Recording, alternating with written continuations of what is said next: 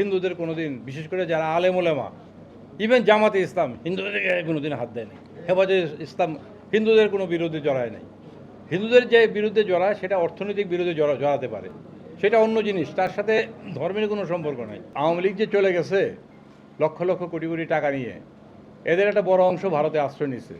এবং যে নেত্রী বলতেন হিন্দুদের, শোনেন, যে নেত্রী বলতেন যে হিন্দুদের এক পা হচ্ছে বাংলাদেশে, আরেক পা হচ্ছে ভারতে, এবার দুই পা নিয়ে উনি ভারতে আশ্রয় নিয়েছেন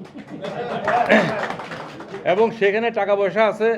আপনারা গণমাধ্যমে কাজ করেন, আমি গণমাধ্যমের প্রতি আমার শ্রদ্ধা রেখে বলছি, আপনারা জানেন যে ইয়েলো মাধ্যম প্রচুর আছে, তাদেরকে টাকা পয়সা দিলে যা তা করতে পারে।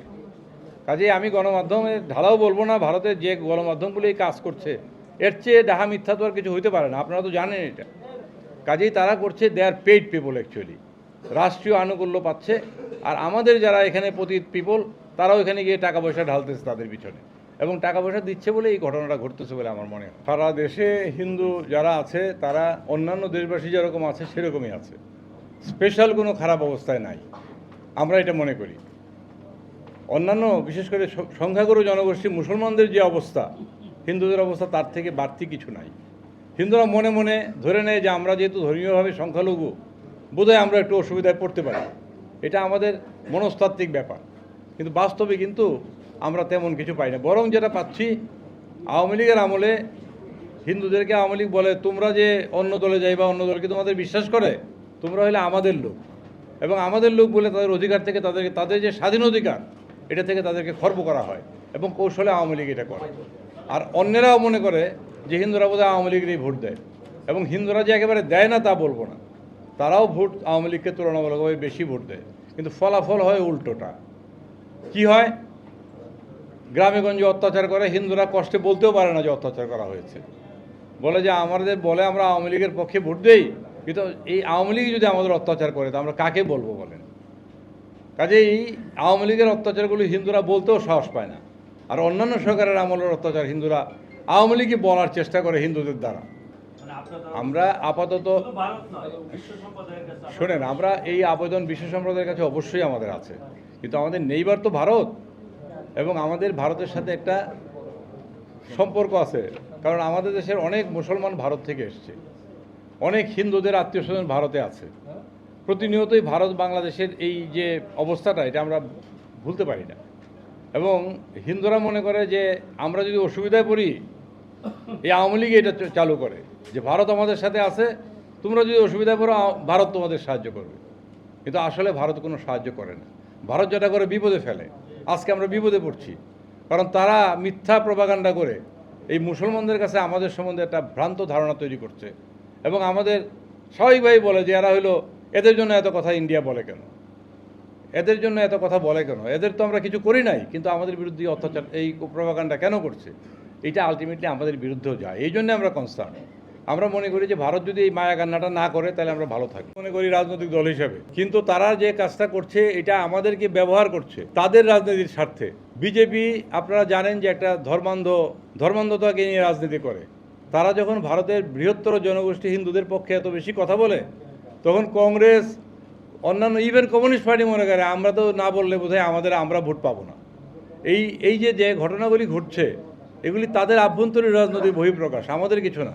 কিন্তু আমরা তাদের বলির পাঠা হচ্ছি, আমরা তাদের দ্বারা ব্যবহৃত হচ্ছি, এবং এইটাই হচ্ছে আমাদের কষ্টের কারণ। আমরা মনে করি এর কারণে তারা বিভিন্নভাবে এই কাজ করে। তারা হিন্দুদেরকে মাঠে নামিয়ে, হিন্দুদেরও তো কষ্ট আছে, কষ্ট মুসলমানদেরও আছে, মুসলমানদেরও বড় জমায়েত হয়, কোনো অসুবিধা নাই। কিন্তু তারা তো আর ভারতকে বন্ধু হিসাবে দাবি করতে পারছে না। কিন্তু আমাদের হিন্দুদের একটা ঐতিহাসিক কারণে আমরা মনে করি যে আমাদের জন্য ভারত বোধহয় দুইটা কথা বলবে, কিন্তু কথা বলতে গিয়ে উপকার কিছু হয় না, ক্ষতি হয়। বরং আওয়ামী লীগ হিন্দুদের মন্দির ভাঙে, মন্দিরে কোরআন শরীফ রাখে, গোলমাল লাগায়, এই আশায় যে মানুষ মনে করবে বোধহয় জামাত বিএনপিরা এটা করতেছে, এই মনে করে তারা এই কাজটা করে। কিন্তু ফলাফল তো মানুষ জানে, এখন ইলেকট্রনিকের যুগ, সব দেখা যায়, সব বোঝা যায়, এবং অ্যাডভান্স এত টেকনোলজি যে কে আসলে কাজটা করছে সেটা জানা যায়। এই জন্য তারা আজ পর্যন্ত কোনো বিচার করে নাই। আপনারা দেখবেন তারা কোনো তদন্ত করে যখন দেখে যে লোকগুলি তাদেরই, এই নিয়ে চার্জশিটও হয় না, বিচারও হয় না। এই যে 15 বছরে এত বৌদ্ধ মন্দির ভাঙলো, খ্রিস্টানদের গির্জায় আক্রমণ করা হইলো, মন্দিরগুলিতে আক্রমণ করা হলো। আওয়ামী লীগ 15 বছর তো একতরফা ক্ষমতায় ছিল, জোর করে, তো তারা তো কোনো বিচার করলো না। এবং আওয়ামী লীগ প্রচার করে যে ভারত যতদিন আমাদের সাথে আছে আমাদের কেউ নামাইতে পারবে না। তো এইবার কী হলো, এইবার নামলো কীভাবে বলেন? তারা বুঝতেও পারে না যে কীভাবে নামলো। কাজেই এইটা হচ্ছে একটা সম্পূর্ণ, এইটা আমরা ভারতের এখন বেশি করে বলছি, কারণ তারা সবগুলি দল এবং বিভিন্ন মিডিয়া মিলে বাংলাদেশের বিরুদ্ধে এই চক্রান্তটা করছে। তাদের খুব ভালো লাগে না এই আওয়ামী লীগের পতনটা, আমরা যেটা মনে করতেছি। সেই জন্য এই কাজটা করছে, কিন্তু আলটিমেটলি ক্ষতি হচ্ছে এই দেশের সংখ্যালঘু সম্প্রদায়ের। এই যে ধর্মীয় সংখ্যালঘু, আমি ওইটা বলবো না, যদিও বলে যে দেশে কেউ সংখ্যালঘু না, কিন্তু আসলে আসলে কি কোনো অসুবিধা হচ্ছে? না না না না। আচ্ছা, আসলে কিন্তু এটা আমাদেরকে ব্যবহারই করা হচ্ছে। এবং এই যে আপনারা হয়তো বলবেন, আমিই বলি কথাটা, যে হিন্দু যখন আওয়ামী লীগ আসে কেউ কেউ চাকরি টাকরিতে প্রমোশন পায়, বড় বড় পদে বসে, আমরা মনে করি, আমি তো হিন্দু, আমি মনে করি এইটা হিন্দুদের তারা বিপদে পড়ে বসায়, মনে করে এর চেয়ে আপন আর কেউ নাই, এই লোকগুলি আমাদের কথা শুনবে এবং আমরা যা বলি তাই করবে। অনেক মুসলমান এটা করবে না, সেই জন্যে হিন্দুদের কিছু প্রমোশন হয়, কিন্তু গ্রামে গঞ্জে অত্যাচারে একদম শেষ করে দেয়। এবং ওরা এসে বলতেও পারে না যে আমরা অত্যাচারিত, বলে যে না, এটা বলা যাবে না, কার কাছে বলবা।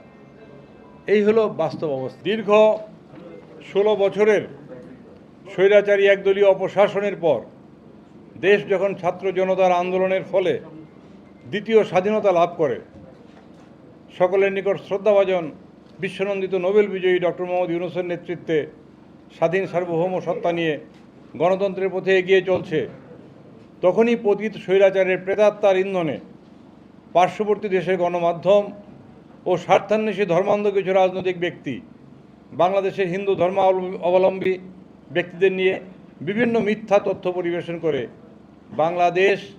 বাংলাদেশের মুসলিম জনগোষ্ঠী ও সরকারকে বিশ্ব দরবারে বিতর্কিত করার অপচেষ্টা চালিয়ে যাচ্ছে। ভারতে বাংলাদেশের ডেপুটি হাইকমিশন ভাঙচুর করেছে, অন্যান্য হাইকমিশনের সামনে অন্যায়ভাবে বিক্ষোভ প্রদর্শন করেছে, মাননীয় প্রধান উপদেষ্টার কুশপুত্তলিকা দাহ করেছে, নানা রকম অশালীন অযৌক্তিক বানোয়াট মন্তব্য করা হচ্ছে। আমরা বাংলাদেশের হিন্দু বৌদ্ধ খ্রিস্টান সম্প্রদায়ের জনগোষ্ঠী সম্মিলিতভাবে ভারতীয় সংবাদ মাধ্যম ও রাজনৈতিক ব্যক্তিদের এ সমস্ত প্রোপাগান্ডা এবং সন্ত্রাসী কর্মকাণ্ডের বিরুদ্ধে তীব্র নিন্দা ও ক্ষোভ জানাই। ভারত সরকারের প্রতি আহ্বান জানাচ্ছি যে ভারত বাংলাদেশের বন্ধুপ্রতিম প্রতিবেশী দেশ। বাংলাদেশ ও বাংলাদেশের জনগণকে বোঝার চেষ্টা করুন, পারস্পরিক সম্মান ও সহযোগিতা বজায় রেখে উভয় দেশের জনগণের কল্যাণে ঐক্যবদ্ধ হয়ে কাজ করুন। কোনো ব্যক্তি বা দলের প্রতি অনুরক্ত না হয়ে বাংলাদেশের জনগণের সাথে সম্পর্ক তৈরি করুন। বাংলাদেশ বর্তমান সাম্প্রদায়িক সহাবস্থানে বিশ্বের অন্যান্য সকল দেশের জন্য অনুসরণীয় দেশ। সকল গণমাধ্যম এবং ধর্মান্ধ সুযোগ সন্ধানী রাজনৈতিক ব্যক্তিদেরকে মিথ্যা প্রপাগান্ডা এবং সন্ত্রাসী কর্মকাণ্ড হতে বিরত রাখুন। প্রকৃত তথ্য হলো, বাংলাদেশে যখনই আওয়ামী লীগ ক্ষমতায় আসে তখনই হিন্দু বৌদ্ধ খ্রিস্টান নাগরিকগণ বিপদে পতিত হয়, সর্বক্ষণ আতঙ্কিত থাকে, নানা আকারে প্রকারে নির্যাতিত লাঞ্ছিত হয়। অন্যান্য সরকার দলের সময়ই হিন্দু তথা সংখ্যালঘু জনগণ শান্তিতে সম্প্রীতিতে জীবন নির্বাহ করছে। বিশেষ করে বর্তমান সরকারের আমলে স্বাধীনতা উত্তর বাংলাদেশের তুলনামূলকভাবে সবচেয়ে শান্তিপূর্ণ ও সম অধিকার নিয়ে বসবাস করছে। স্বাধীনতা পরবর্তী 1972, 74 এবং 16 বৎসর আওয়ামী শাসন আমলে বাংলাদেশে হিন্দু সহ সংখ্যালঘুরা, এমনকি ক্ষেত্র বিশেষে ভিন্ন মতাবলম্বী মুসলিমরা পর্যন্ত নানাভাবে নির্যাতিত ও নিগৃহীত হয়েছে। শেখ মুজিব, শেখ হাসিনা নেতৃত্বাধীন সরকার নিজ দলের কর্মী সন্ত্রাসী ছাড়া আর কাউকেই রেহাই দেয়নি। আওয়ামী সরকার ক্ষমতার জন্য দিল্লি তোষণ করে আর অপরদিকে দেশে হিন্দু নির্যাতন চালায়। হিন্দু বৌদ্ধ খ্রিস্টান এবং কোনো কোনো ক্ষেত্রে ভিন্ন মতের মুসলিম জনগোষ্ঠীর সম্পত্তি, দেবোত্তর সম্পত্তি অধিকাংশ আওয়ামী কর্মীদের অবৈধ দখলে। মন্দির ভাঙচুর, নারী নির্যাতনের নেতৃত্ব দানকারী 98% আওয়ামী নেতাকর্মী। বাংলাদেশে যত মন্দির পুরানো হয়েছে তার 100% পুড়িয়েছে আওয়ামী সন্ত্রাসীরা। এমনকি আওয়ামী সাংসদের নেতৃত্বে ইন্ধনে হিন্দু বাড়িঘর পুরনো হয়েছে। কিন্তু ক্ষমতার প্রভাবে সংবাদ মাধ্যমে জামাত বিএনপির কর্মীদের বিরুদ্ধে অপপ্রচার চালানো হয়েছে। ভারতীয় মিডিয়াও আওয়ামী অনৈতিক অপপ্রচারে আর্থিকভাবে লাভবান হয়ে সম্পৃক্ত হয়, যা অত্যন্ত নিন্দনীয়। আওয়ামী লীগ কখনো কোনো নির্যাতন দখলের বিরুদ্ধে ব্যবস্থা নেয়নি, বিচার করেনি। আওয়ামী সন্ত্রাসীরা প্রকাশ্য দিবালোকে দর্জি দোকানের কর্মচারী বিশ্বজিৎকে কুপিয়ে হত্যা করে, কিন্তু শেখ হাসিনা সরকার এ হত্যার কোনো বিচার করেনি। আওয়ামী প্রচার সেল নিত্যদিন মিথ্যা অপপ্রচার করে, মিথ্যা গল্প বানায়। প্রকৃতপক্ষে আওয়ামী লীগ একটি হিন্দু বিদ্বেষী দল।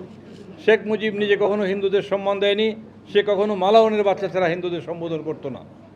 কিন্তু ভারত ও ভারতীয় জনগণের একাংশ আওয়ামী প্রপাগান্ডায় বিভ্রান্ত হয়ে প্রকৃত বন্ধু বাংলাদেশের জনগণকে শত্রু বানিয়ে আসল শত্রু আওয়ামী লীগ ও শেখ পরিবারের প্রতি অন্ধ অনুসারী হয়েছে। ভারতীয় জনগণ, গণমাধ্যম, দিল্লি সরকারের প্রতি আমাদের আহ্বান, প্রকৃত বন্ধুকে চিনে নিন। সাম্প্রদায়িক সম্প্রীতির দেশ বাংলাদেশের সকল ধর্ম মতের জনগণকে আস্থায় নিন। বন্ধু প্রতিবেশী উভয় দেশের স্বাধীনতা, সার্বভৌমত্বের প্রতি শ্রদ্ধা ও সম্মান রেখে ভবিষ্যৎ অগ্রযাত্রার পথকে মসৃণ করুন।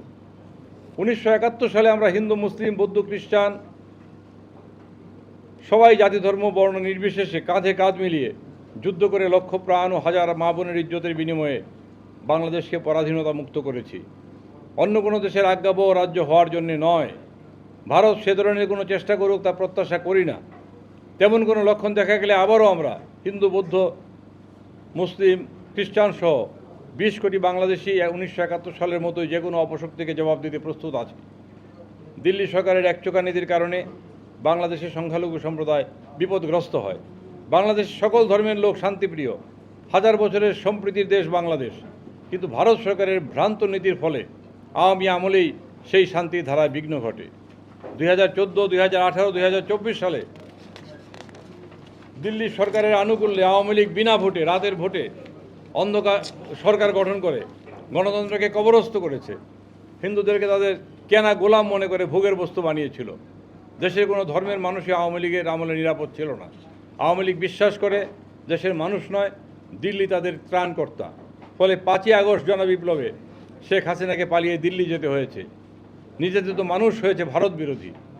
এখনই সময় ঢাকা দিল্লির পারস্পরিক সম্পর্ক সুদৃঢ় করার, পারস্পরিক বিশ্বাস আস্থা গভীর করার। বাংলাদেশের অন্তর্বর্তী সরকারের সে লক্ষ্যই কাজ করছে। সর্বশেষ, ভারত সরকার ও মিডিয়ার প্রতি আমাদের আহ্বান, বাংলাদেশের বিরুদ্ধে সকল প্রকার মিথ্যা প্রপাগান্ডা প্রচার হতে ভারতের মিডিয়া এবং ধর্মান্ধ রাজনৈতিক গোষ্ঠীকে বিরত রাখতে হবে। কোনো ধর্ম, বর্ণ, জাতিগোষ্ঠীর ভিত্তিতে নয়, প্রতিবেশী দেশের মানুষের সাথে সম্পর্কের ভিত্তি হবে মানবতা। বাংলাদেশ, ভারত উভয়কে স্বাধীন সার্বভৌম দেশ। উভয় দেশের পারস্পরিক স্বাধীনতা, সার্বভৌমত্বের প্রতি সুরক্ষা ও সম্মান নিশ্চিত করতে হবে। বাংলাদেশে কোনো নির্দিষ্ট দলের বা মতের প্রতি অযৌক্তিক আনুকূল্য প্রদর্শন হতে ভারত সরকারকে বিরত থাকতে হবে। বাংলাদেশের জনগণের সম্প্রীতি বিনষ্টের লক্ষ্যে ভারতীয় সাম্প্রদায়িক উগ্রবাদীদের সকল অপকৌশল বন্ধ করতে হবে। আপনাদের সকলের প্রতি আমাদের সশ্রদ্ধ অভিনন্দন ও কৃতজ্ঞতা।